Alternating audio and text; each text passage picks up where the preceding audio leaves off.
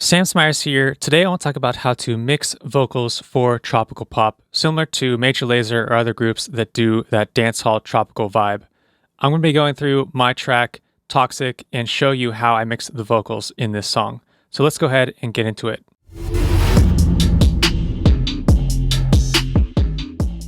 Before we get started, please go ahead and like this video and subscribe to my channel because that will help you stay updated with future videos I do.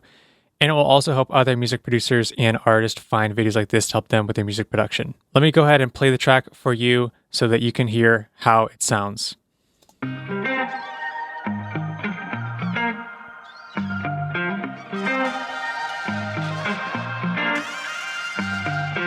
Say you ain't looking for love. Tell me we're just friends, and there ain't no chance for us. But that don't make no sense. 'Cause every day you call me up like a real boyfriend.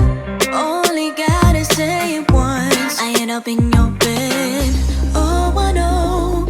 Actions speak much louder than your words, and it shows every time I write back where I was. Even though you always give me reasons to go, still I pick up the phone, 'cause I don't wanna be alone. Don't know why you keep calling you back, 'cause you're toxic but I like it. So there's part of the song all the way up until the chorus. As you can see, I have grouped everything into 4 different groups. I have an instrument group, an effects group, and then drums group, followed by the vocals group. What I did is I bounced down these 4 groups and I did a stem master. So this version is going to sound somewhat different than the version that I actually released. And I will go ahead and put a link to listen to the final version in the video description below. So let me go ahead and go through this vocals group. So the vocals group, the way that I processed the group, I put a VC 160 on the group. The VC 160, I use the vocal preset. I have 2-to-1 compression, so very light compression, just gluing everything together. And I followed that up with the Pro Q3. On the Pro Q3, I put a low cut at about 113 hertz. And then I also have a high cut around 17 kilohertz. So I have a high cut because the vocals had quite a lot of top end. They were very breathy.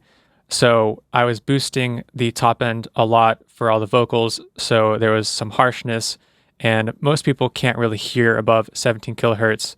So that's why I cut off the frequencies here. And then I have some smaller edits for some harshness, taking out some harshness where I probably felt that there was some harshness in the vocals between about 2 kilohertz to 3 kilohertz. So that's all that I really did to process the group. So let's look within the group. I have the ad-libs and then I have the rest of the vocals. So what I did is I actually sidechained the rest of the vocals with the ad-libs because at the last chorus, the ad-libs come in, and I have the rest of the chorus vocals going and the harmonies and the doubles, but I wanted the ad-libs to really shine through. So that's why I sidechained the rest of the vocals when the ad-libs come in so that there would be room for those ad-libs to come through. So let me play that last chorus. Don't know why you keep calling you back, 'cause you're toxic but I like it. Keep calling, sexy by the way that you act. Got me hooked but I like it. It's so wrong, no, I know but I like it. It's so wrong, no, I know but I like it. Don't know why you keep calling you back, 'cause you're toxic but I like it. Keep calling. So we can hear that the ad-libs come through pretty clearly, and I'm just using the Ableton compressor to sidechain the vocals. So we can go ahead and go through the processing on these ad-libs. So let me solo the ad-libs and listen to them dry. I don't know why I keep calling. And then with all of the plugins on. I don't know why I keep calling. So what I did for all of the vocals is I melodined them all and then I edited them in Melodyne, made sure that all the timing was correct and good. And I did that in Pro Tools, and then I bounced them all down, printed them with the Melodyne on them, and imported them back into Ableton. So I already had tuning on them, and then I added additionally some auto-tune in order to just really make sure that the vocals were in tune. So this is a common process for tuning. If you want to really tighten them up and make sure that they're really in tune, you can melodyne them and then add on auto-tune after you put them back into your session. So I have a retune speed of 49. It's kind of a slow retune speed because I didn't really need too much of the auto-tune effect on these vocals. Let's go through my vocal chain. So for the first thing that I have the Pro Q3.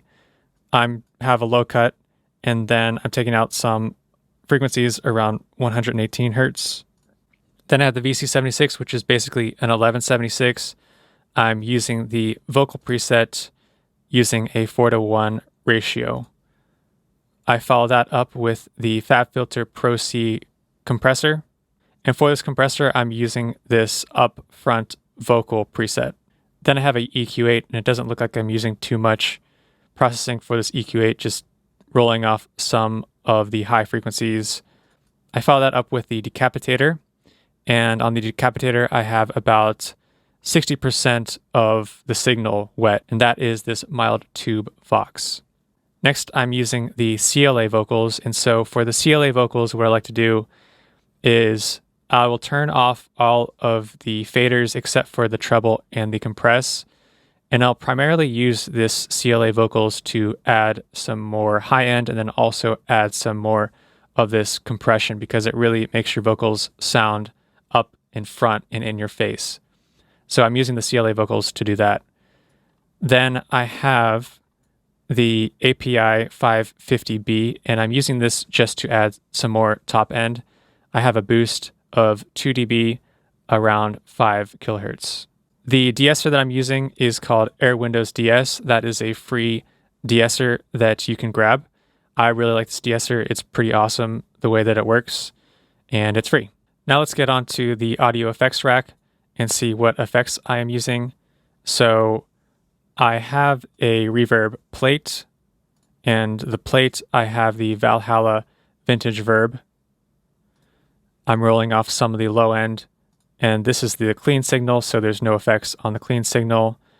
This is turned off, so I'm not using it. Then I have this slap back preset for the echo plugin, and then I'm using the quarter note delay. And what I'm doing is I have the dry signal driven into this overdrive, which goes into the echo. So then you have this overdriven echo. So I will play that for you.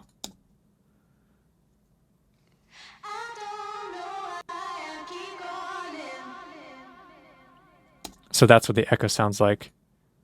I don't know why I keep calling. And then I have the utility plugin. So for the utility plugin, at the end of the song, I'm just fading out the delays and the reverb so that they don't delay too much for the end of the track. So a lot of the processing on the ad-libs I use for the lead vocal because the ad-libs and lead vocal are essentially going to be the same recorded by the same vocalist using the same microphone, and they're both a lead vocal type. So as I go through the lead vocal, we will see that it will be very similar to how I processed that vocal. Next, let's go through the vocals that I sidechained after the ad-libs. So I have the effects bounce down, and for the effects, these are going to be some things like bigger echoes, things like high tune vocals or low tune vocals. And whenever you're doing these ear candy type of vocal effects, it helps to bounce them into one track because you could just end up with 20 different tracks doing all this processing. So it'll save you a lot of CPU power. Let me just play some of these effects so you can hear it.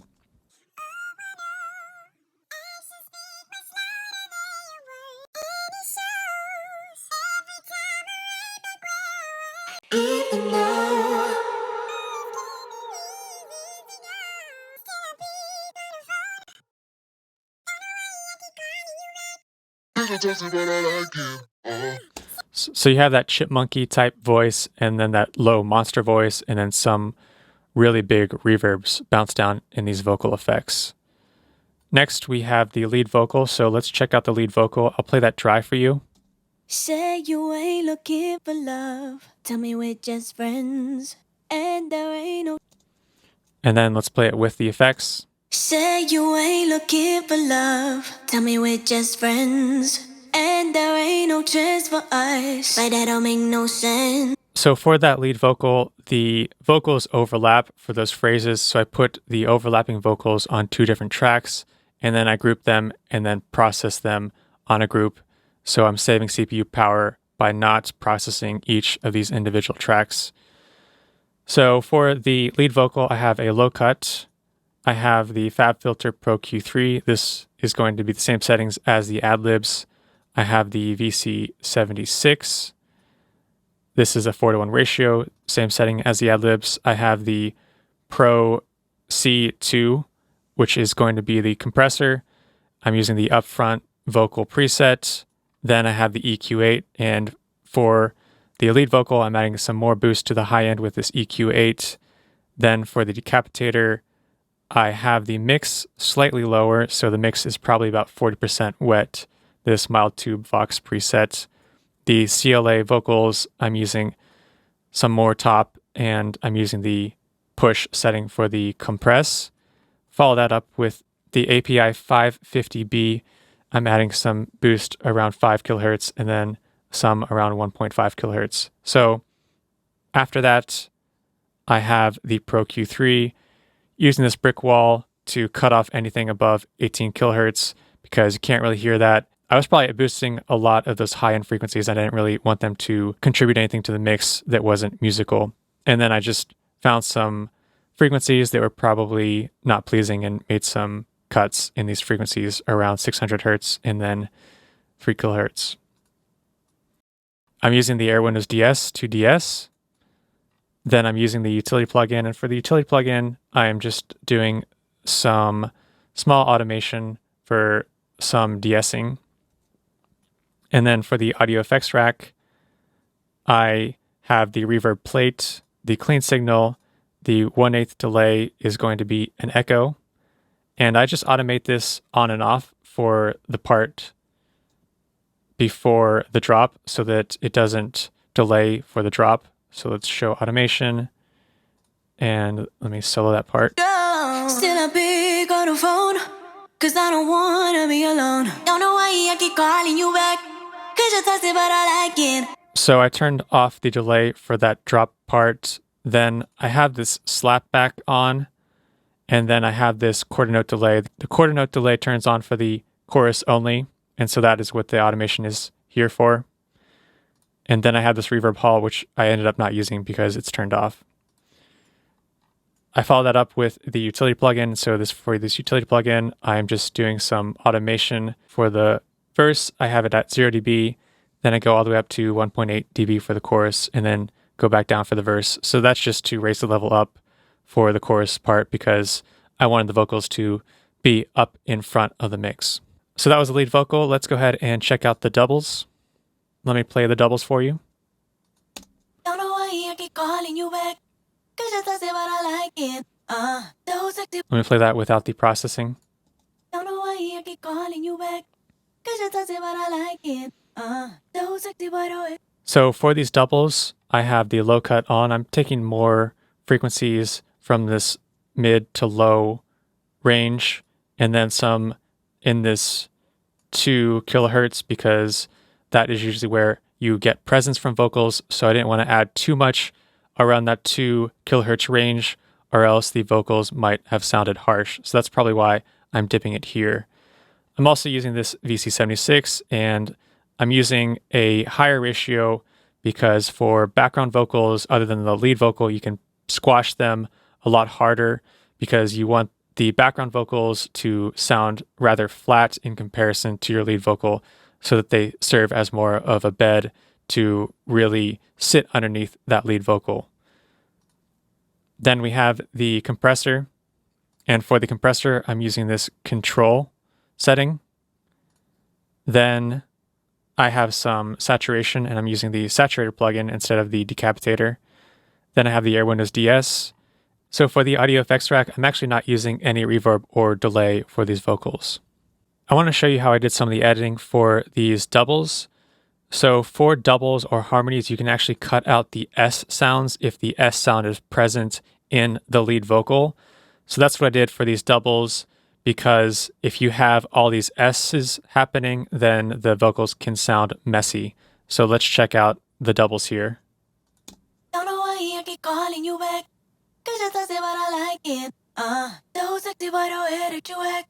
Got me hooked, but I like it. So you can see these edits is where I cut out some of the S sounds or some of the consonants because they were already in that lead vocal and I didn't want to add any more sibilants to these vocals. So let's go ahead and check out the harmonies. Still pick up the phone.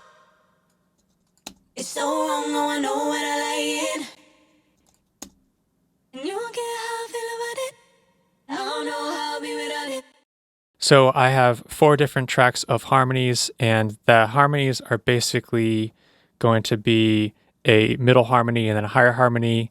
And what I'm doing is I'm panning them left and right for the middle harmonies and then left and right for the high harmonies. And that's something that I do for the doubles as well, because I had 2 doubles. So I pan the doubles hard left and hard right. So the harmonies, let's listen to those without any of the processing. You don't care how I feel about it. I don't know how I'll be without it. Then with the processing. You don't care how I feel about it. I don't know how I'll be without it. So we have the low cut, then the VC76. The VC76, I have a 4:1 ratio. For the Pro C2, I have the upfront vocal preset, and I have a high cut and then a boost around 5 kilohertz, and then I'm dipping some of the mid to low frequencies. I have the saturator plugin. I follow that with the CLA vocal. I'm using the bass, treble, and compress faders. I follow that up with the de-esser, and then I'm using the reverb for these harmonies. And so the reverb that I'm using is going to be the Valhalla Vintage Verb, the plate setting. Then after that reverb, I'm cutting off some of the low end and some of that mid to low frequencies for the reverb. Let me slow that reverb for you.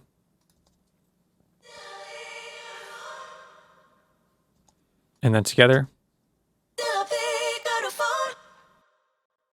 And then I have some automation, just automating the levels between the verse to the chorus and then back down for the verse again. Next after the harmonies, we have some ahs. And so for the ahs, I had about 8 to 12 of these tracks and I just processed them as a group and then bounced them down because I didn't really need all of the tracks. And you can do that if you have oohs, ahs, these type of pad vocals in the background. You can bounce them down as one track so that you can easily keep your session a lot cleaner. So as you can hear, it's the same processing that I used for the lead vocal, the doubles, and the harmonies, and it sounds like I'm using the same reverb as I used for the harmonies. So I just bounced that down and that helped me mix them in with all the vocals together. Let me go ahead and play the acapella for you. Don't know why I keep calling you back. Cause you thirsty, but I like it. So sexy by the way that you act. Got me hooked, but I like it. It's so wrong, oh, I know what I like it. It's so wrong, oh, I know what I like it. Don't know why I keep calling you back. Cause you thirsty, but I like it. Let me play that with the track one more time. Don't know why I keep calling you back. Cause you thirsty, but I like it. So sexy by the way that you act. Got me hooked, but I like it. It's so wrong, oh, I know what I like it. It's so wrong, oh, I know what I like it. So there you have it. That is how you mix tropical pop vocals in the style of Major Lazer or other groups that do this dance hall tropical vibe. If you enjoyed this video, please go ahead and like the video and subscribe to my channel because that'll help you stay updated with future videos I do, and it will also help other music producers and artists find videos like this to help them with their music production. Thank you very much, guys, for watching. I'll see you next time.